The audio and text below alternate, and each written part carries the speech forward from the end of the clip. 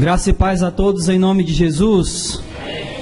Que toda honra e glória seja dada ao nosso Senhor e Salvador Jesus. Abram suas Bíblias ao livro de 2 Pedro, capítulo 1. Iremos dar continuidade ao nosso estudo na carta de 2 Pedro. E antes de nós lermos o texto, quem está vindo aqui nesse estudo pela primeira vez, levanta a mão, por favor. 1, 2, 3, 3, né? Amém. Antes da gente começar, me permitam explicar o propósito desse papel. Todos que estavam aqui já sabem, mas vou explicar novamente. Para quem não estava aqui, a primeira vez. Para quem estava aqui, vai ouvir novamente a explicação. Então, esse papel que vocês estão na mão é o que eu chamei na semana passada de dever de casa. Você vai levar para a sua casa e nesse papelzinho aí, nessas lições, ele tem algumas perguntas. E essas perguntas vocês vão responder em casa, baseado na lição que nós vamos ver hoje à noite. Na semana passada a gente deu apenas uma introdução do livro de 2 Pedro, então nós só vimos os primeiros 2 versículos. Hoje nós iremos propriamente entrar na carta de 2 Pedro. E por que a gente vai, por que vocês vão fazer esse dever de casa? Qual o motivo? Preste atenção aqui, ó. Esqueça a Isabela, ela não é importante. Agora não. O importante agora é vocês me ouvirem com atenção, amém? Então o que vocês vão fazer? Ao responder esse questionário, isso vai ajudar vocês a fixar mais a lição que vocês vão ouvir aqui hoje à noite. A gente sabe que às vezes acontece da gente ouvir uma pregação, ouvir uma lição, e a partir do momento que a gente sai daqui, tudo aquilo que a gente ouviu, por melhor que a gente achou, por mais que tenha sido uma bênção, a gente costuma esquecer de tudo aquilo que a gente ouviu e aprendeu. Então não é muito raro, aliás é bem comum, você ir para um culto, ouvir uma pregação, foi uma bênção, aí alguém te pergunta, mas qual foi o texto? Aí você diz, vixe, não me lembro. Então isso aqui vai ajudar vocês a fixar toda a lição, todo o ensino que vocês ouvirem hoje à noite. Amém? Então é importante que vocês realmente façam, tá? Eu tô levando aqui de certa maneira numa brincadeira, dizendo que é uma lição de casa, um dever de casa, mas é importante que vocês levem a sério. É importante que vocês realmente tirem um tempo para responder esses questionáriozinhos que eu vou trazer para vocês toda semana. Então, vocês se comprometem a responder esse questionário? Amém? Então, esse é o de hoje. Na semana que vem eu trarei um outro para que vocês possam encaixar melhor tudo aquilo que nós vamos aprender hoje à noite. Amém, irmãos? Tendo dito isso, vamos ler a partir do versículo 3, a segunda carta de Pedro, capítulo 1. Quem pode ler para todos nós esse versículo? Levanta a mão aí, quem pode ler? Do versículo 3 ao versículo 11, por favor, todos vamos acompanhar.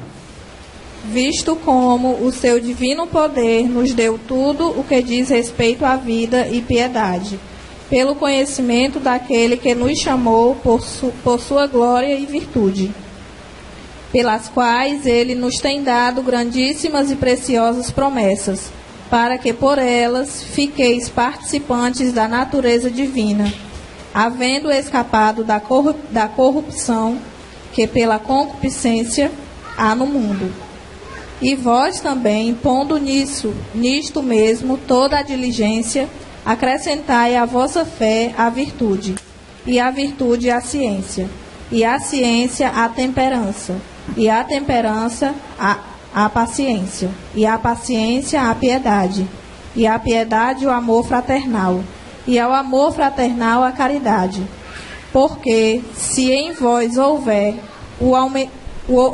e aumentarem estas coisas, não vos deixarão ociosos, nem estéreis no conhecimento de nosso Senhor Jesus Cristo. Pois aquele em quem não há estas coisas é cego, nada vendo ao longe, havendo-se esquecido da purificação dos seus antigos pecados. Portanto, irmãos, procurai fazer cada vez mais firme a vossa vocação e eleição, porque fazendo isto, nunca, jamais tropeçareis, porque assim vos será amplamente concedida a entrada no reino eterno de nosso Senhor e Salvador Jesus Cristo. Amém. Vamos orar. Amado Deus e Pai, nós te damos graça, rendemos ao Teu nome todo o louvor, adoração, que só o Senhor é digno e só o Senhor merece. Rogamos que o Senhor derrame sobre nós a Tua graça, o Teu amor e a Tua misericórdia, nos iluminando através do Teu Santo Espírito, pela leitura da Tua palavra, que possamos entendê-la, Senhor. Que a Tua iluminação pelo Teu Espírito venha derramar sobre nós todo entendimento, todo discernimento, e que verdadeiramente possamos não apenas compreender a Tua palavra, mas colocá-la em prática em nossa vida, para que possamos ser cristãos não apenas melhores, mas que possamos ser cristãos que fazem a Tua vontade, que possamos ser cristãos da maneira como o Senhor deseja que cada um de nós seja. Então nos ajuda nesse momento, derrama mais uma vez, te peço, derrama sobre nós essa iluminação do Teu Espírito, para compreendermos a Tua palavra. Nos ajuda, Senhor, a guardar ela no mais profundo do nosso coração. É o que rogamos, bendizemos o Teu nome e já te agradecemos, o nome santo de Jesus. Amém e glória a Deus. Como a gente falou na semana passada, para que aqueles que estão vindo hoje não fiquem assim perdidos naquilo que a gente já falou, nós falamos aqui na semana passada o motivo, ou o principal motivo pelo qual Pedro escreve essa segunda carta.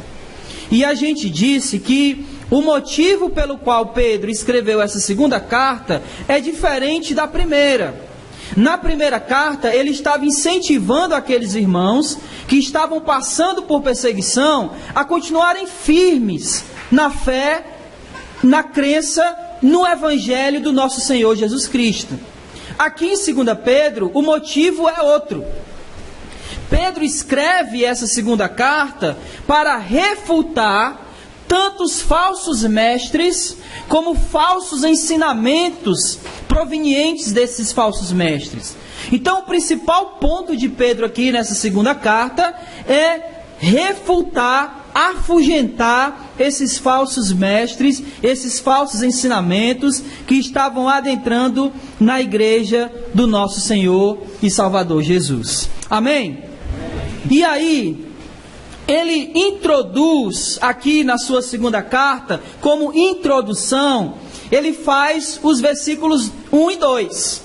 Então, os versículos 1 e 2 é uma introdução da carta que Pedro coloca aqui nesses dois versículos.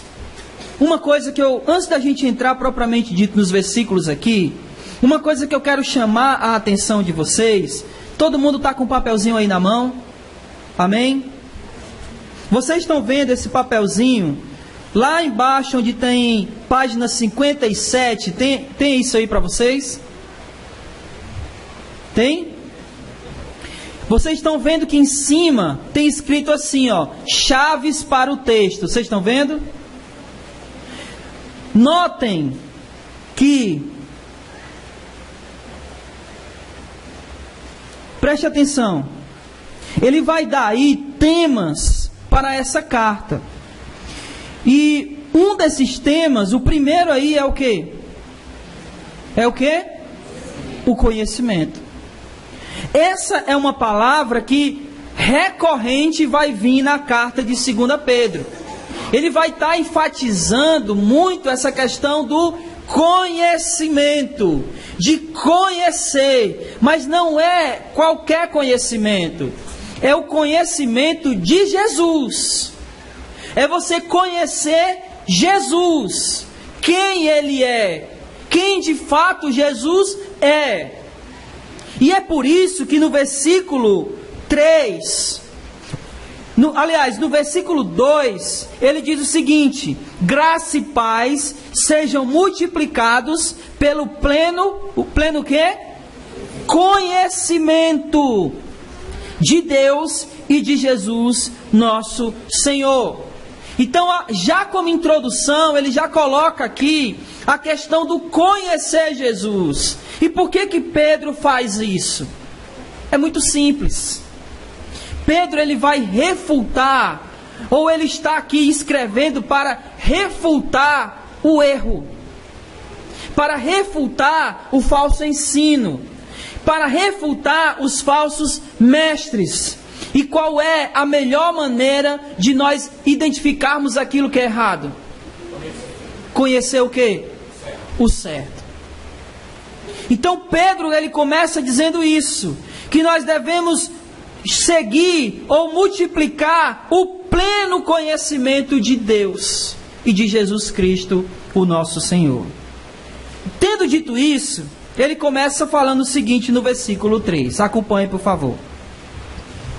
Seu divino poder nos tem dado tudo que diz respeito à vida e à piedade. Preste atenção aqui, porque na semana passada nós falamos que tudo aquilo que eles alcançaram, que em algumas traduções tem, vocês alcançaram conosco fé igualmente preciosa, o versículo 1 diz isso. Mas que alcançar não é propriamente a melhor tradução, mas a melhor tradução seria receber. Então Pedro, ainda nesse raciocínio, ele está dizendo: pelo seu divino poder nos tem dado tudo que diz respeito à vida e à piedade. Ele está mostrando para eles quem Jesus é e o que ele fez. Ele está dizendo: pelo seu divino poder tem dado tudo que diz respeito à vida e à piedade. E essa frase é importantíssima para nós aqui, e consequentemente para eles também foi. Preste atenção. Pelo divino poder,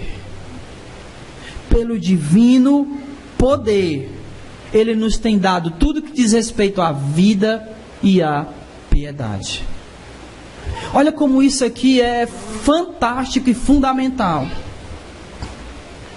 Como é que nós podemos olhar para alguém, para um adúltero, para um cachaceiro, para um drogado, e depois que aquela pessoa, ela conhece Jesus, ela tem um conhecimento pleno a respeito de quem Jesus é, ela deixa de ser aquilo que ela foi e passa a ser alguém que ela talvez nunca sonhou que ela poderia ser.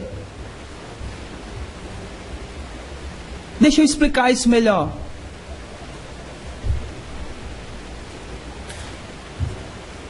Olhem para mim. Amém? Vocês estão me vendo?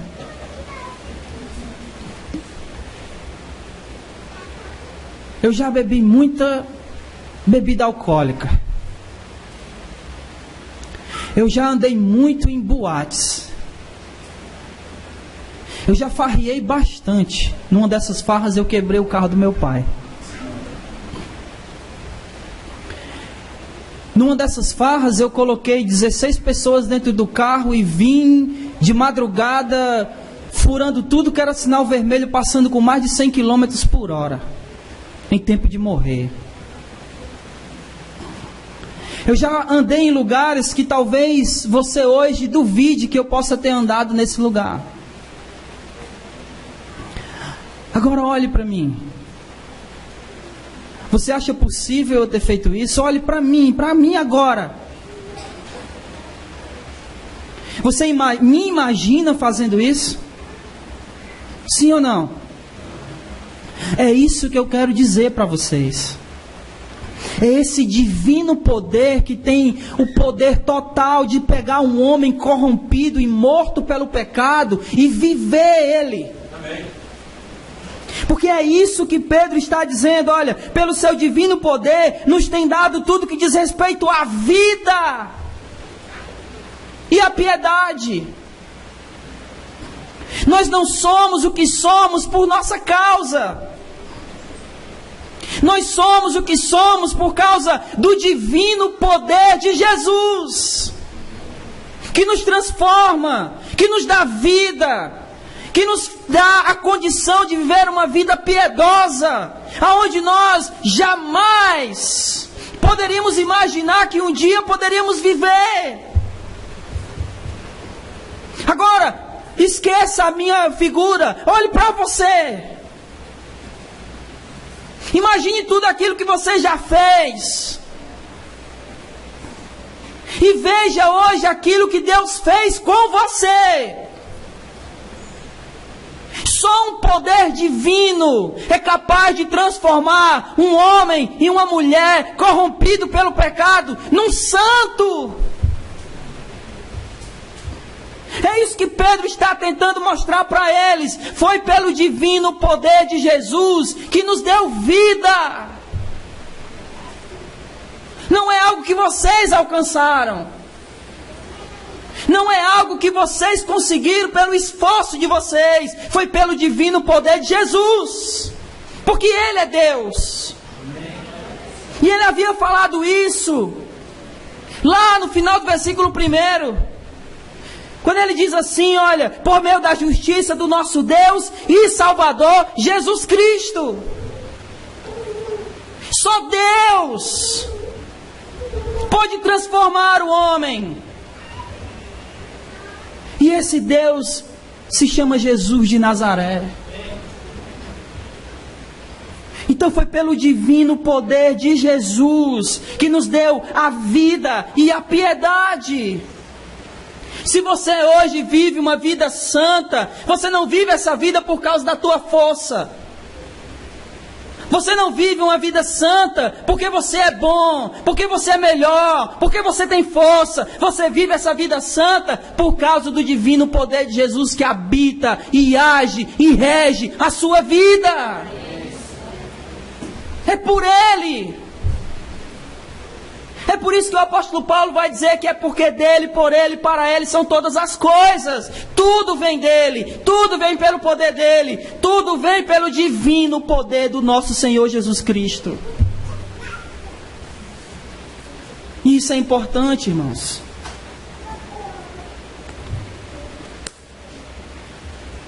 Para que a gente não ache que o que a gente é hoje foi a gente que conquistou.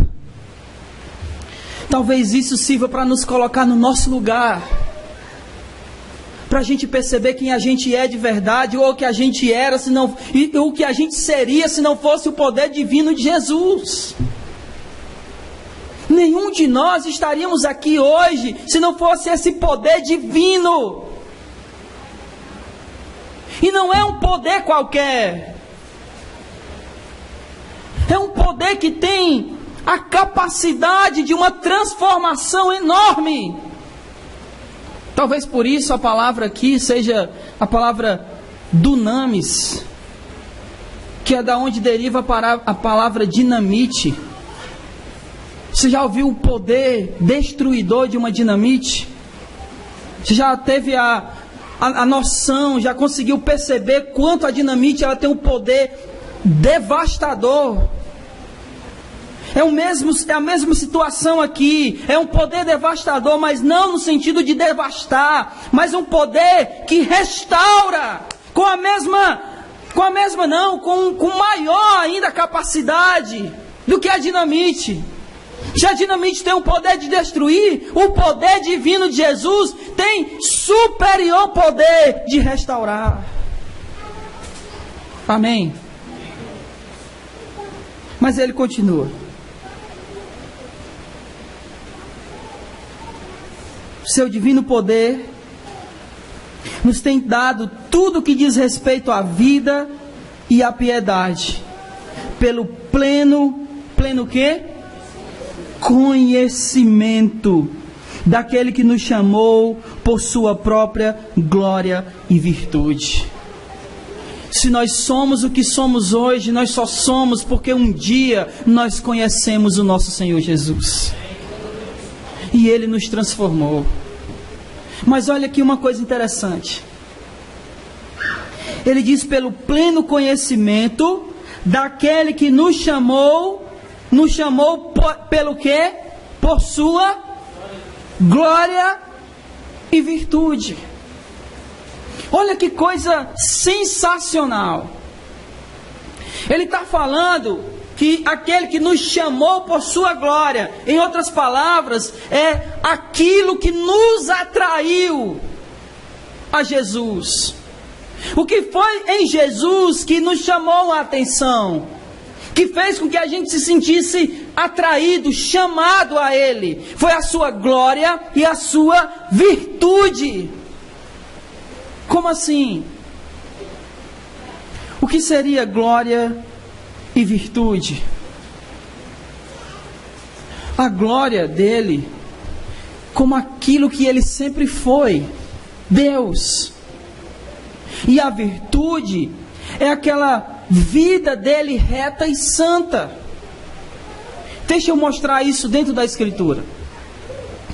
Lembra quando Jesus aparece para Pedro, lá na pesca maravilhosa, e ele manda os discípulos jogarem a rede, e eles jogam, e aí eles pescam muito peixe. Vocês lembram dessa história? Quando eles pescam, o que é que Pedro diz para Jesus? Afasta de mim. Abra aí Lucas 5:8. Lucas 5:8 diz o quê? Por que Pedro disse, ao ver isso, ao ver o que aconteceu, o milagre da pesca, ele se prostrou, ele caiu e disse: afasta-te de mim, Senhor, porque sou homem pecador. Por que Pedro teve essa atitude? Porque ele reconheceu que Jesus tinha glória e virtude. Ele percebeu quem Jesus era. Ele percebeu a glória e a virtude que Jesus tinha. Quando Jesus termina o Sermão do Monte, em Mateus capítulo 7, o povo olha para o ensinamento de Jesus e diz que ele ensinava como quem tem autoridade.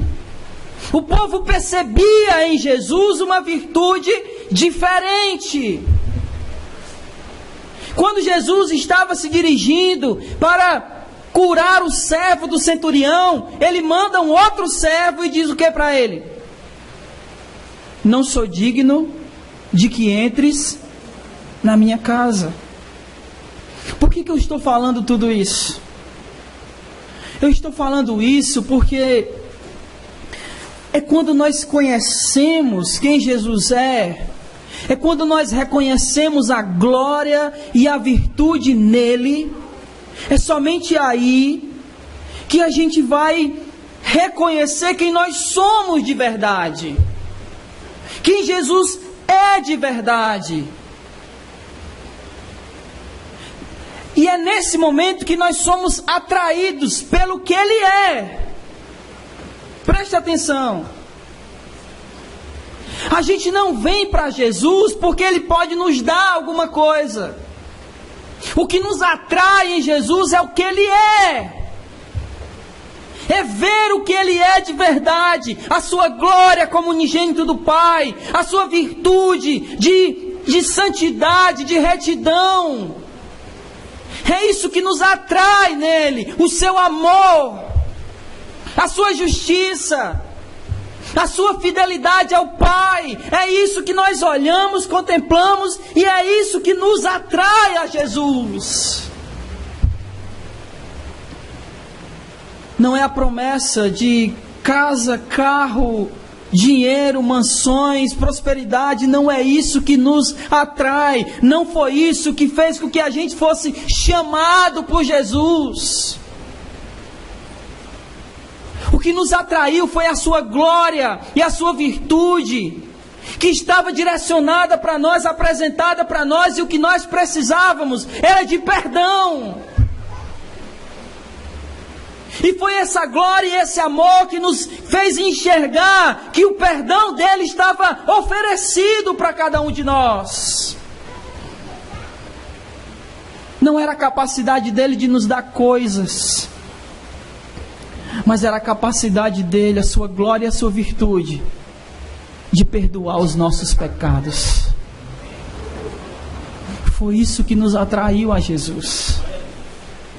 É isso que Pedro está dizendo. Ele disse: olha, pelo seu divino poder, nos tem dado tudo que diz respeito à vida, à piedade, pelo pleno conhecimento daquele que nos chamou por sua própria glória e virtude. Nós fomos atraídos para Ele pelo que Ele é, não por aquilo que Ele pode nos dar. E o que Ele nos deu não foi alcançado por nós. Foi uma dádiva. Foi algo que Ele quis nos dar. Não foi algo que nós merecíamos. Nós merecíamos o perdão de Deus. Nós merecíamos a salvação. Então isso não vem de nós, é dele. Ele quis entregar isso para a gente. E ao contemplarmos essa glória e essa virtude que só Ele tem, isso fez com que a gente se aproximasse ou fosse atraído a Ele. É isso que Pedro está dizendo aqui. E ele continua no versículo 4, dê uma olhada aí. Nos chamou por sua glória, por sua própria glória e virtude, versículo 3, versículo 4, pelas quais Ele nos deu suas preciosas e mais sublimes promessas. Uma outra palavra que se repete aqui. Lembra lá no versículo 1? Olha aí no versículo 1. Simão Pedro, servo e apóstolo de Jesus Cristo, aos que conosco alcançaram fé igualmente preciosa. No versículo 4, pelas quais Ele nos deu suas preciosas e mais sublimes promessas. Que promessa é essa? O que Jesus nos promete? Marido? Esposa? Emprego? Saúde? É isso que Ele nos promete? Que Jesus nos promete? Qual é a mais preciosa e sublime promessa que Ele nos dá? Qual? A salvação, a vida eterna, o perdão dos nossos pecados. Por que é precioso e sublime? Porque não há dinheiro que possa pagar isso aqui. Só o precioso sangue do Filho de Deus foi capaz de pagar essa preciosa promessa que Ele conquistou para nós. Ainda no versículo 4. Por meio delas, vos tornastes participantes da natureza divina. O que isso significa? O que é se tornar participante da natureza divina?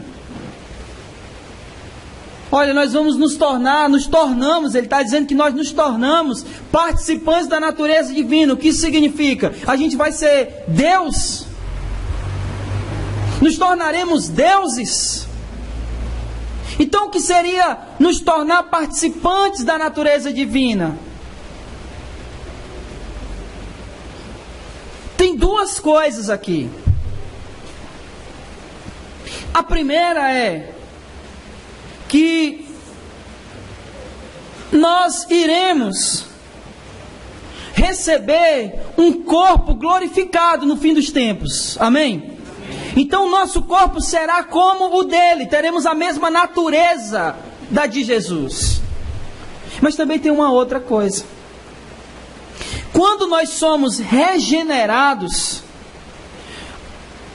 no Evangelho de João, capítulo 1, versículo 12, diz que nos foi dado o poder de sermos feitos filhos de Deus. Então, nos tornar participantes da glória divina ou da natureza divina tem a ver com a nossa regeneração. Alguém aqui já estudou sobre a Trindade? Pai, Filho e o Espírito Santo. Eu espero que todo mundo do Gereissati 1 aqui diga que sim, porque eu passei vários domingos ensinando sobre a Trindade aqui. Pai, Filho e Espírito Santo. Eles vivem uma comunhão perfeita, eles estão na mesma essência. São 3 pessoas na mesma essência. Então preste atenção, quando Ele nos torna participantes dessa natureza. Se Cristo está dentro dessa comunhão, Pai, Filho e Espírito, e se nós estamos em Cristo, nós fazemos parte dessa comunhão. E nos tornamos parte da natureza divina, porque agora fazemos parte dessa comunhão, porque nós estamos em Cristo. Amém? Então nós nos tornamos participantes da natureza divina, tendo escapado da corrupção que há no mundo por causa da cobiça. O mundo é corrompido e nós, por causa da nossa natureza, cobiçávamos ele. Tá certo? Mas agora nós fomos regenerados. E a nossa natureza passou a ser tal qual a natureza de Jesus. Nós somos regenerados. Ainda cometemos pecado, é verdade, mas o pecado para nós não pode ser mais aquilo que era antes, algo que nós não conseguíamos viver sem. Nós já escapamos, como ele está dizendo aqui, da corrupção do mundo. Não faz mais parte da nossa vida isso. Já morreu, já acabou. Isso é do velho homem. O novo homem foi regenerado. Agora nós fazemos parte da natureza divina. E tudo isso foi mediante ao sacrifício de Jesus na cruz. Amém? O que Pedro está dizendo aqui nesses 2 versículos é aquilo que Jesus fez por nós. É aquilo que Ele nos ofereceu. É aquilo que Ele nos deu.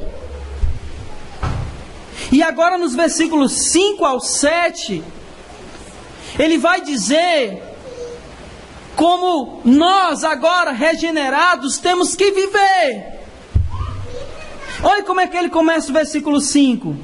Por isso mesmo o quê? Por isso mesmo, porque nós já escapamos da corrupção do mundo. Por isso mesmo que nós somos participantes da natureza divina. Por isso mesmo que recebemos promessas preciosas. Por isso mesmo que Ele nos chamou por causa da sua glória e virtude. Por isso mesmo que Ele nos deu vida e piedade. Por isso mesmo, empregando todo o vosso esforço, acrescentai a virtude à vossa fé.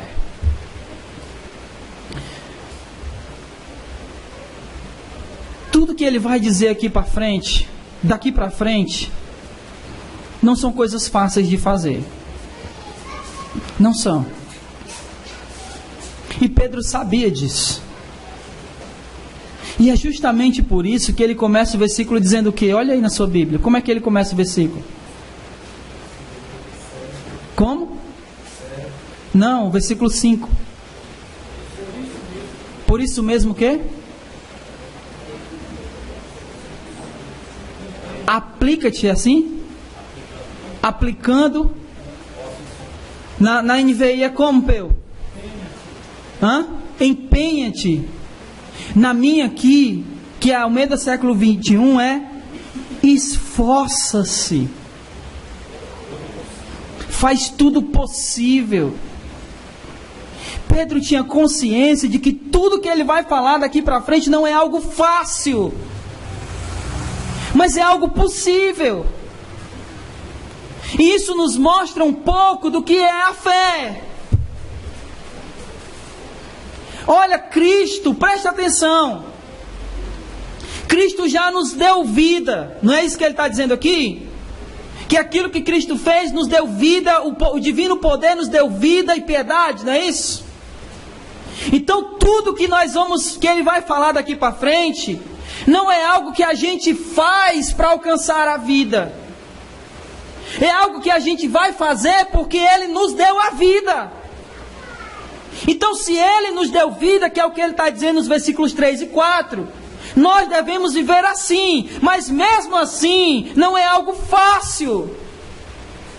Mesmo sendo regenerados, como ele falou no versículo 4, mesmo não estando mais na corrupção desse mundo, mesmo sendo participantes da natureza divina, ainda assim, nós temos que nos esforçar.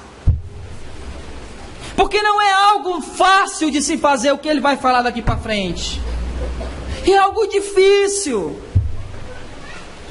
Olha o que ele diz, versículo 5. Por isso, empregando todo o vosso esforço, acrescentai virtude à vossa fé, ou acrescentai à vossa fé virtude.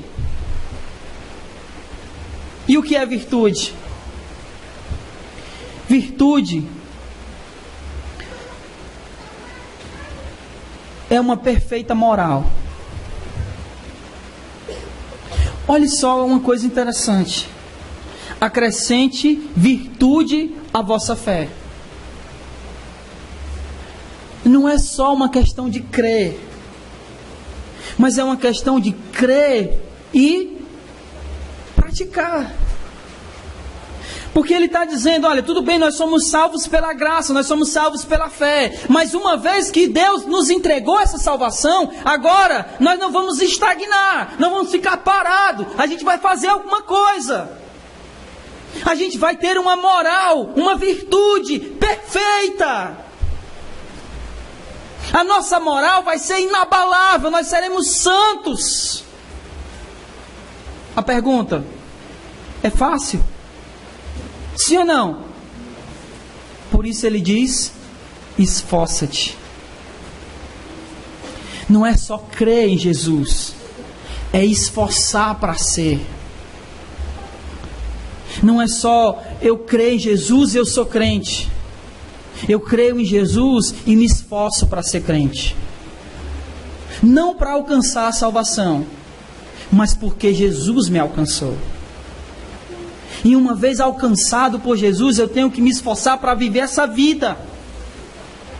É isso que Pedro está dizendo. Olha, vocês já ganharam isso. Não é algo que vocês conquistaram, é algo que vocês receberam. Agora, uma vez que vocês receberam, uma vez que vocês creram, uma vez que vocês conheceram a Jesus e creram, uma vez que se tornaram participantes da natureza divina, uma vez que vocês foram regenerados e saíram da corrupção do mundo, acrescente à sua fé virtude. Pratique a sua fé. Não é fácil. Por isso, se esforce. Acrescente, versículo 5. Virtude à vossa fé e o conhecimento à virtude. Olha que coisa interessante. Ele está dizendo, não é só ter fé, é praticar. Mas não é somente praticar, você precisa conhecer, porque como é que eu vou praticar aquilo que eu não conheço? Vocês estão entendendo? Para eu praticar, eu preciso saber o que eu vou praticar. Então, eu preciso acrescentar conhecimento.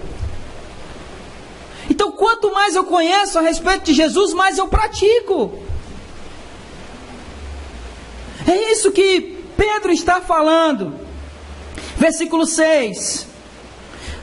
Ele termina o versículo 5, né? O conhecimento à virtude e o domínio próprio ao conhecimento. Então não é apenas conhecer e praticar, mas é eu me dominar. Porque às vezes eu até pratico, eu até conheço, mas chegam horas que eu não consigo me dominar. Que eu não consigo dominar os meus impulsos. Eu não consigo frear a minha língua. Eu não consigo parar o palavrão que vem aqui na minha língua. Eu não consigo parar de ter pensamentos ilícitos, impuros. Então eu preciso ter fé, eu preciso acrescentar prática, virtude à minha fé, eu preciso acrescentar conhecimento à virtude, mas eu preciso acrescentar ao conhecimento domínio próprio. E tudo isso é difícil, por isso esforça-te. Esforça-te. Porque nós cristãos, parece que a gente fica lá, orando, deitado, pedindo, Senhor me muda, Senhor me muda. Quando eu me levanto, eu faço as mesmas coisas que eu fazia antes. Como eu vou mudar? Eu não me esforço. Eu nem sequer tento. Por isso Pedro está dizendo, te esforça nisso. Te domina. Te domina, sabe por quê? Porque você é participante com a natureza divina. Domina porque você não faz mais parte desse mundo corrompido, você foi restaurado. Domina-te. Domínio próprio. Versículo 6. Acrescenta domínio próprio ao conhecimento e a perseverança ao domínio próprio. Pedro era muito inteligente aqui. Porque olha, nesse processo, nós vamos vacilar algumas vezes. E de tanto a gente ser reincidente no mesmo erro, vai acontecer que vai vir o seguinte pensamento na nossa cabeça: eu não consigo. Tantas vezes eu tentei parar de mentir, eu não consigo. Tantas vezes eu tentei parar de falar palavrão, eu não consigo. Tantas vezes eu tentei de fazer isso e não consigo. Aí o que é que Pedro está dizendo? Persevera. Acrescenta perseverança até você conseguir.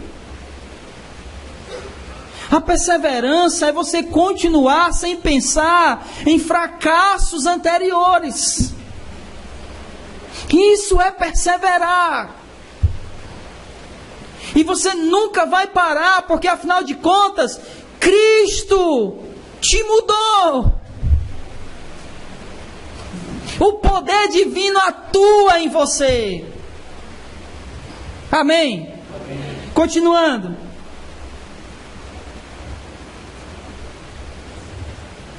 Perseverança ao domínio próprio e a piedade à perseverança. O que é piedade? É uma vida de comunhão,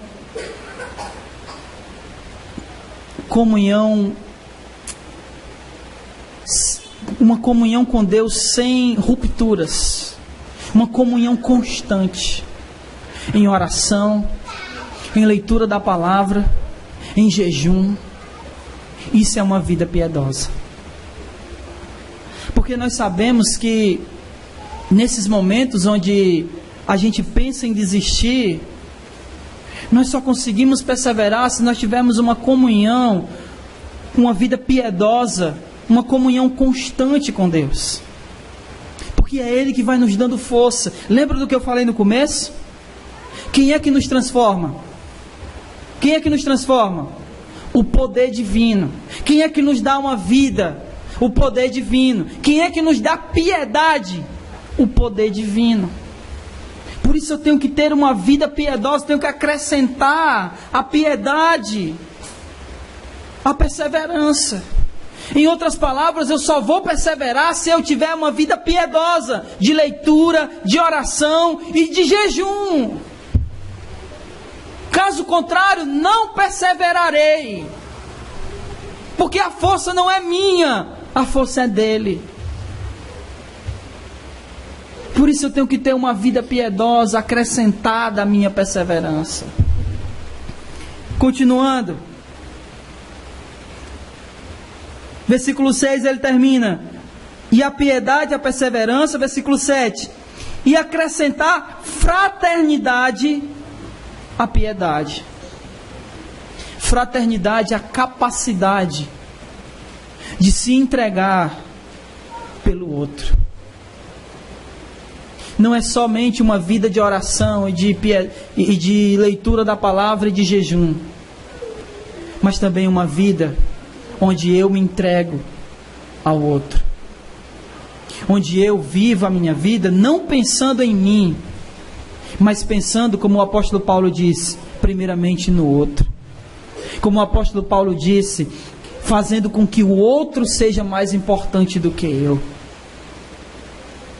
Por isso eu tenho que acrescentar a fraternidade. Em outras palavras, fraternidade é me sacrificar pelo outro. Aí ele termina dizendo, e acrescentar amor à fraternidade. Olha como isso é fantástico. Paulo disse em 1 Coríntios capítulo 13, ainda que eu entregasse o meu próprio corpo para ser queimado, se não tiver amor, nada serei. Aí ele fala, olha, acrescentar amor à fraternidade. Fraternidade é se sacrificar pelo outro. Mas se eu fizer isso por obrigação, não adianta. Eu tenho que fazer por amor, por isso eu tenho que acrescentar amor nisso. Então Pedro aqui, ele está sendo fantástico na descrição dele de um cristão. Olha aqui, dos versículos 5 ao 7. Nós temos que ter fé, virtude, conhecimento, domínio próprio, perseverança, piedade, fraternidade e amor. É tudo isso que o cristão precisa viver. E ele vive isso aqui porque ele já foi salvo por Jesus. A vida dele, nesses 3 versículos aqui, ele não faz isso aqui para alcançar a salvação. Essa vida precisa ser vivida depois que Cristo te salvou. Por isso ele começa dizendo nos versículos 3 e 4 aquilo que Cristo fez. E nos versículos 5 ao 7, depois daquilo que Cristo fez na nossa vida, como a gente vai viver? E ele conclui, versículos 8 e 9. Pois, se essas coisas existirem, que coisas? Que coisas? A fé, a piedade, o conhecimento, o amor, a fraternidade, tudo isso aqui, que a gente viu dos versículos 5 ao 7. Se essas coisas, versículo 8, existirem e aumentarem em vós, elas não vos deixarão ociosos. Vocês sempre terão o que fazer. Porque se você se sacrificar, se você tiver fraternidade, você sempre vai querer servir. Se você tiver amor, você sempre vai querer fazer alguma coisa no reino. Não te deixará ocioso. Você sempre será útil. Procurará ser útil, porque essas coisas te movimentarão a ser útil. Versículo 8. Nem infrutíferos no pleno conhecimento do nosso Senhor Jesus Cristo. Vocês nunca deixarão de querer conhecer mais a Jesus. Vocês não estagnarão. Vocês não ficarão infrutíferos. Vocês sempre crescerão no pleno conhecimento do nosso Senhor Jesus Cristo. se essas coisas estiverem em vocês. Versículo 9. Pois aquele em quem essas coisas não existem, está cego, e vê somente o que está perto. E é verdade. Se nós não vivemos assim, nós só enxergamos o que está ao nosso redor. Só enxergamos o aqui, o agora. Não vivemos com os nossos olhos no porvir. Talvez seja por falta disso aqui, que a nossa visão, a nossa vida está muito arraigada nesse mundo. Porque nos falta piedade, nos falta amor, nos falta domínio próprio. E aí quando alguma coisa acontece, nós só enxergamos o que está ao nosso redor e não enxergamos aquilo que Cristo já fez. Olha o que ele fala no final do versículo 9. Só enxerga o que está perto, tendo se esquecido da purificação dos vossos pecados antigos. Nós esquecemos aquilo que Cristo já fez. Só enxergando ao nosso redor, esquecemos das promessas que Ele fez. E achamos que a nossa vida se limita a esse mundo. Porque não estamos tendo uma vida piedosa. Porque não estamos vivendo de acordo com aquilo que ele falou dos versículos 5 ao 7. Ficamos cegos. Olhamos só ao nosso redor e esquecemos aquilo que Jesus já fez por nós. Que foi nos perdoar, nos lavar, nos dar uma natureza divina, nos tirar desse mundo pecaminoso e nos prometer uma vida plena com Ele na glória. Esquecemos disso. É por isso que em nossas orações, o que sempre é constante em nossas orações é saúde, comida, dinheiro. Não que essas coisas a gente não possa orar por elas, mas são as únicas coisas que na maioria das vezes as nossas orações elas se encontram nisso. Dificilmente a gente pede para ser mais santo, para ser mais piedoso, para amar mais, para ter mais domínio próprio, para adorar mais a Deus, para se submeter mais a Ele, para ser mais fiel, para ser mais humilde. Dificilmente a gente pede essas coisas, porque nós esquecemos daquilo que Ele fez. As nossas orações são pobres, porque a gente não tem vivido isso. Nós estamos ociosos, porque não temos vivido isso. Nós precisamos orar mais, pedindo a Ele que nos abra portas, para que possamos falar das grandezas dEle, para que possamos falar do Seu divino poder, que nos libertou, que nos lavou, que nos restaurou, e que pode fazer isso com qualquer outra pessoa. Mas as nossas orações, elas não são orações fraternais, porque geralmente pensamos somente em nós. Ou no muito, pensamos naqueles que estão mais próximos. Mas a nossa visão precisa ser alargada, porque Jesus já nos restaurou. E não temos mais essa visão aqui. A nossa visão está na promessa que Ele nos fez. Amém. E Ele conclui, versículos 10 e 11. Portanto, Ele está concluindo aqui. Portanto, irmãos, fazei o quê? Esforçai-vos. Mais uma vez ele está repetindo, porque ele sabe que isso aqui não é fácil. Esforçai-vos cada vez mais por firmar o vosso chamado e eleição.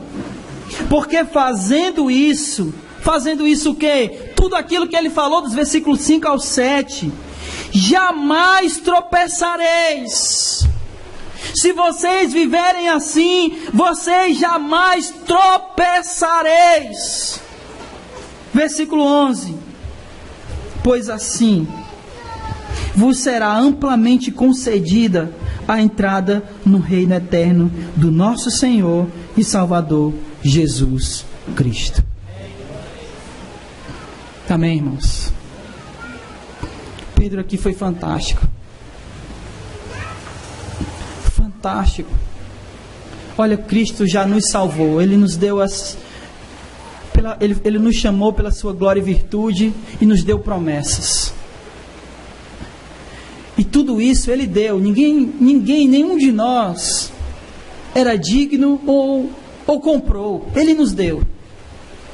E uma vez que Ele nos deu, nós precisamos aprender a viver a partir da nossa fé. E nós precisamos acrescentar à nossa fé virtude, perseverança, amor, domínio próprio, tudo aquilo que Ele falou nos versículos 5 ao 7. Porque se nós tivermos isso, nós não enxergaremos só ao nosso redor. E nem seremos ociosos. E jamais esqueceremos daquilo que Cristo fez por nós. Por isso nós devemos nos esforçar para desenvolver a nossa fé, em outras palavras, para amadurecer. Porque quanto mais maduro, mais nos é garantida a entrada no céu. Amém?